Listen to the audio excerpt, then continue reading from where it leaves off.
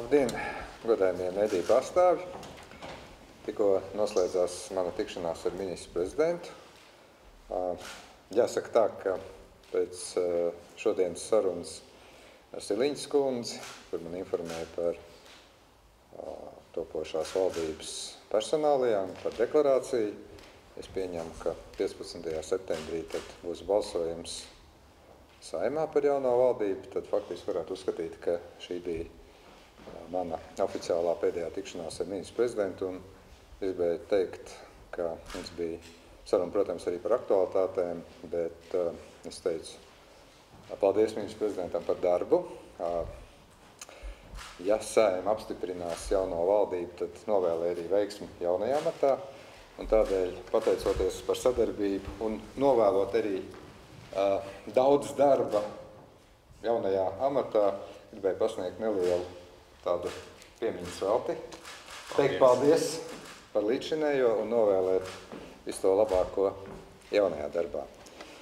Ja mēs runājam par teiksim, tām aktuālajām lietām, tad ar ministru prezidentu mēs pārunājām situāciju uz austrumu robežas.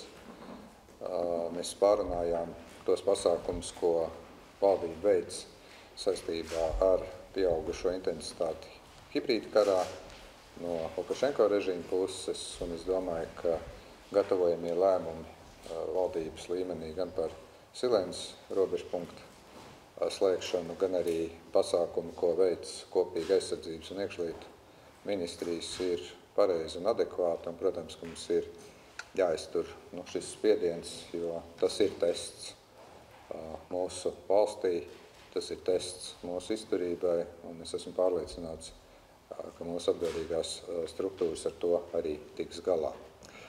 Es arī, protams, izmantošu šo iespēju teikt, ka savukārt ar ministru prezidenta kandidātu mēs pārunājām valdības deklarāciju.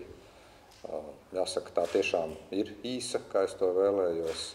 Ar to konkrētību gan ir tā, ka daži darbi tur ir iezīmēti ļoti precīzi ar termiņiem, un ir, protams, arī dažas lietas, kas ir daudz plašākas, bet Siliņas kundze man teica, ka, protams, ka ļoti daudz jautājumu tiks risināti arī rīcības plānā. Un, protams, man iepazīstināja arī ar ministru kabineta sastāvu, topošā ministru kabineta sastāvu. Es saprotu, ka arī jūs esat tagad oficiāli iepazīstināti pēc manas sarunas ar Siliņas kundzi. Es teiktu tā, ka, manuprāt, valdībai ir jāsāk strādāt pie tām lietām, par kurām mēs visi zinām, arī vakar apmeklējot Balvu novadu, tiekoties ar iedzīvotājiem, es dzirdu vienu un to pašu. Tarifi, kredītmaksājumi, bija arī jautājumi, protams, kas skar budžeta jomu, tātad veselības aprūpes finansējums, skolu tīkls, ceļi.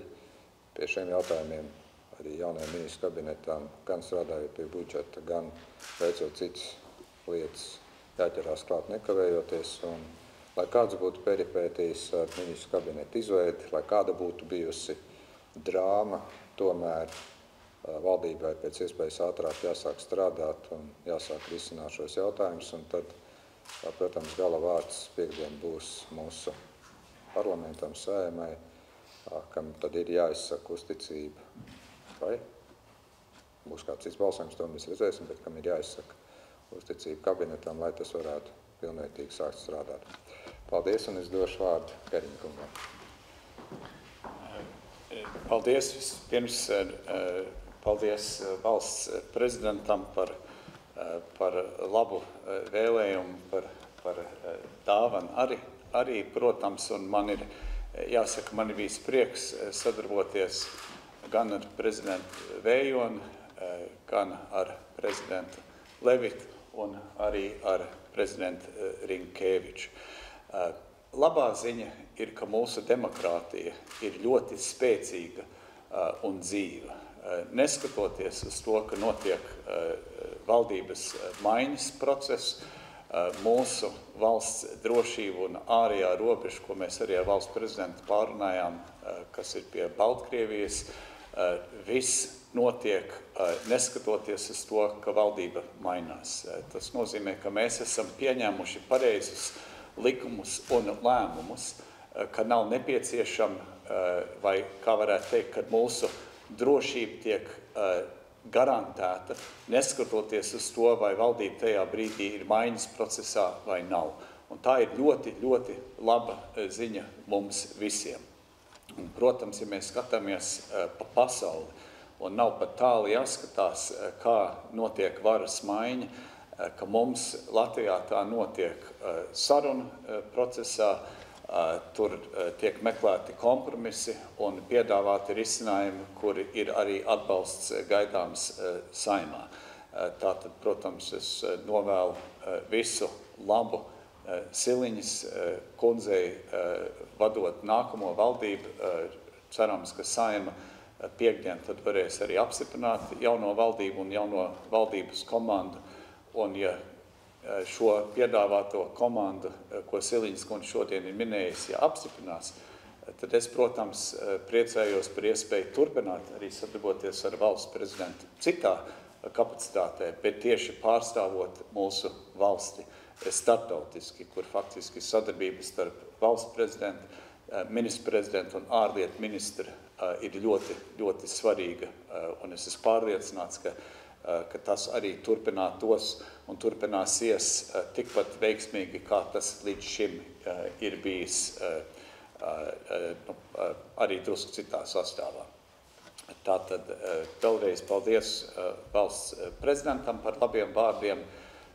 Mūsu ārējā un valsts drošība ir ļoti stingrās un labās rokās, un es prognozēju, ka valdības maiņa un gala balsojums būs veiksmīgs, un ka jau šīs nedēļas beigās būs apstiprināta jauna valdība, kas varēs turpināt darbus un arī uzsākt tādus, kuri līdz šim nav bijis vienošanās uzsākt. Paldies!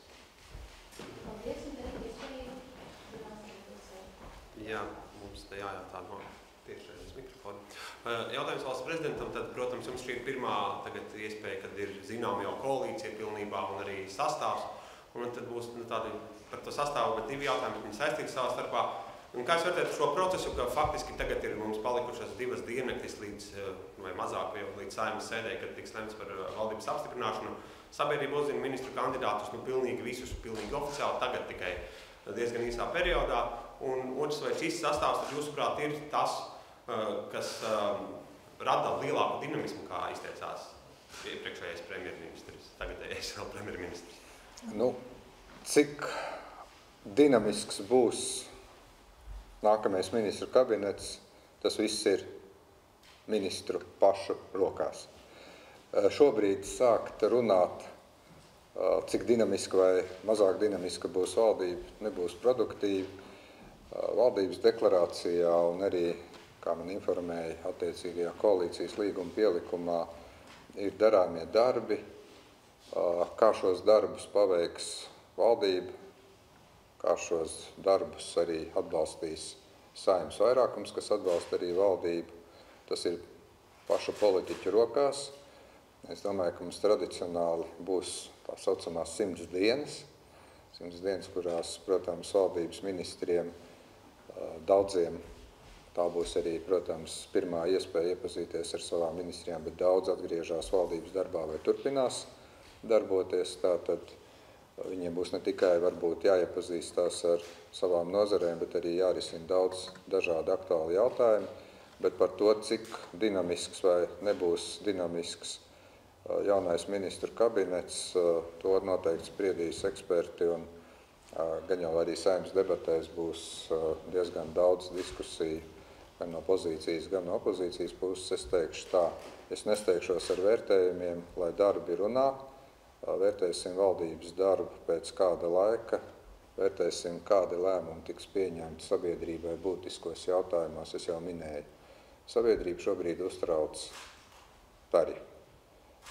Sabiedrība šobrīd uztrauc kredītmaksājumu. Sabiedrība šobrīd sāk uztraukt arī tas, kādā veidā tiek runāts un arī faktiski tie lēmumi pieņemti par kadastrālo vērtību pieaugumu. Mēs arī runājam faktiski ar abiem, gan ar Kariņu kungu, gan ar Siliņas kundzi par to, ka kadastrālo vērtību pieaugums automātiski nenozīmē arī nodokļu pieaugumu. Tas arī, protams, ir jautājums, kas ir jārisina. Tas ir jārisina ātri, tāpēc, ka tie termiņi tuvojās.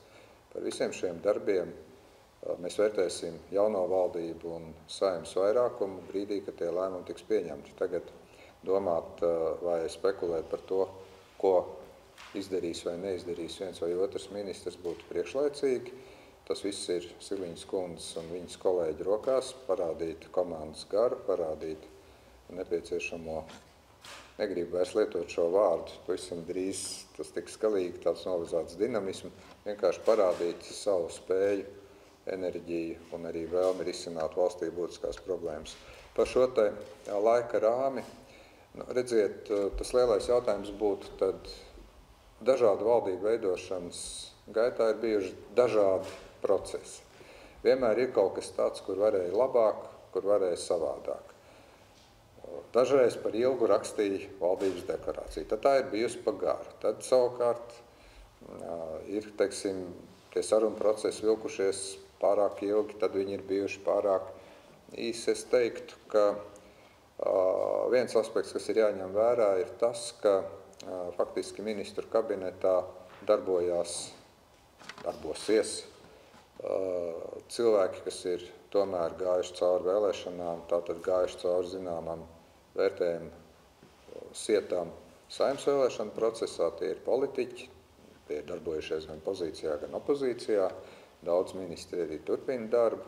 Tas tomēr man liek teikt, ka nav tā, ka tie būtu gluži pilnīgi nepazīstami cilvēki. Otra lieta, jā, būtu varbūt bijis labāk, ja oficiāli par šo te kabineta sastāvu paziņo 2-3 dienas ātrāk, bet ir bijušas daudz un dažādas versijas.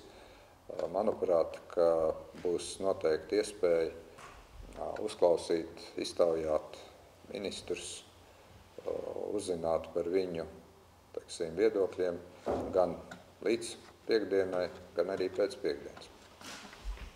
Vēl vienu aktuālu notikumu, iekšpolitisku.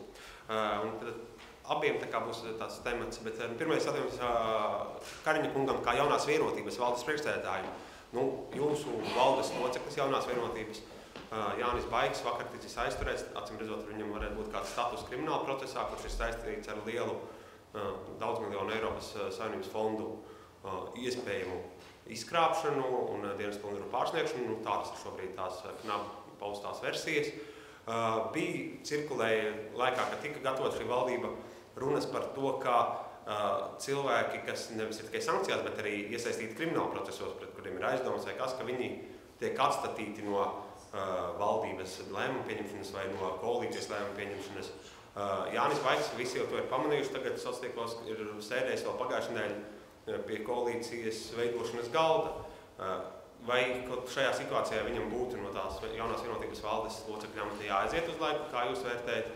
Un tad jautājums arī valsts prezidentam, vai kā viņš redz, vai tās bažas, ko mēs par vienu personāžu domājot runājām par kaut kādām tur iespējamām ietekmēm, vai tās būtu jānovērš arī par citiem cilvēkiem valdības darbā, koalīcijas darbā?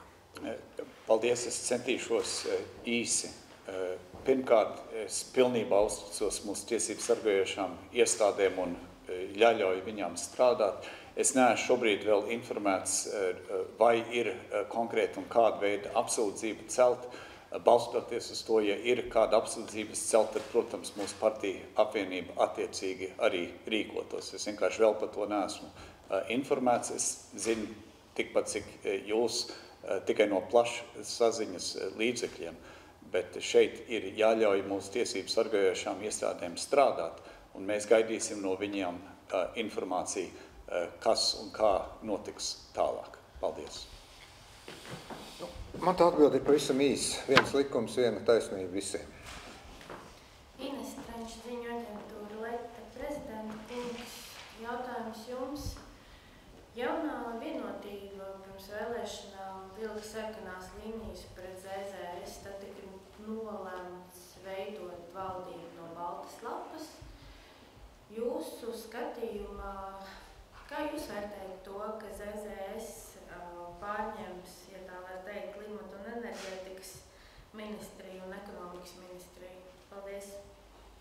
Bet es īsti nesaprotu tagad to sasaisti starp jautājumu pirmo daļu un pašu jautājumu. Jūs nevarat mazliet konkretizēt? Es varu konkretizēt. Iepriekš jaunā vienotība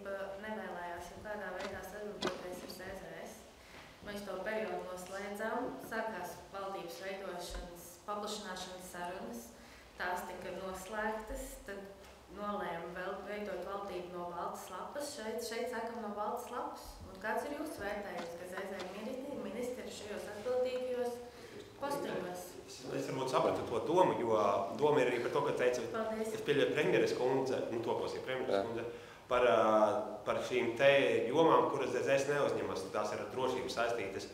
Un ja mēs tā paplašinām, vai ekonomikas ministrija un klimata vai enerģētikas ministrijas arī nav lielā mērā saistītas ar valsts drošību. Varbūt šāds aspekts. Ziniet, es domāju, ka premjeras kandidāte pati noformulēja tos principus, kas viņas prāt palīdzēs mazināt bažas par dažāda veida ietekmēm, un balstoties uz šiem principiem arī šo portfeļu sadalījumu ir veidojusi. Un no tāda viedokļa raugoties, es domāju, tas ir absolūti viņas ziņā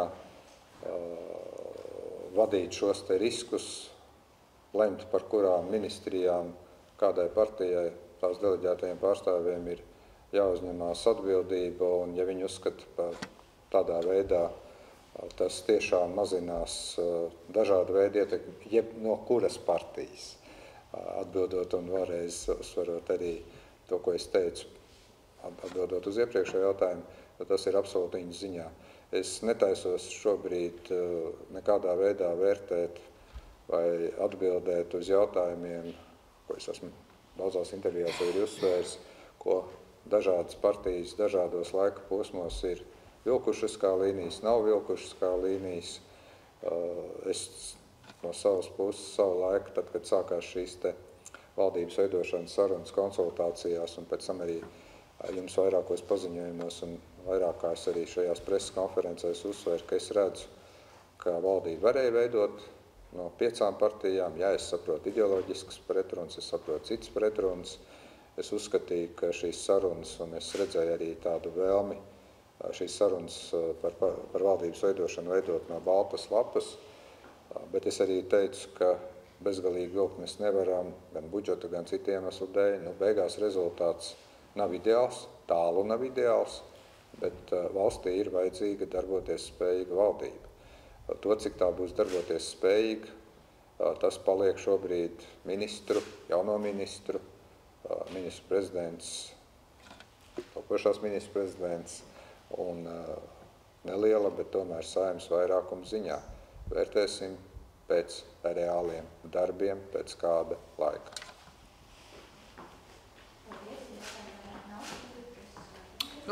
Paldies!